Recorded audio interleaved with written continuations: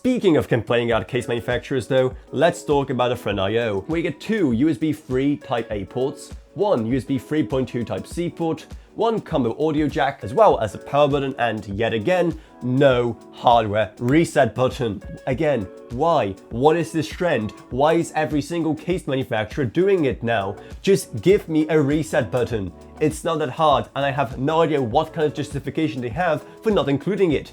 Like, do people not use them anymore and I just never got the memo or something?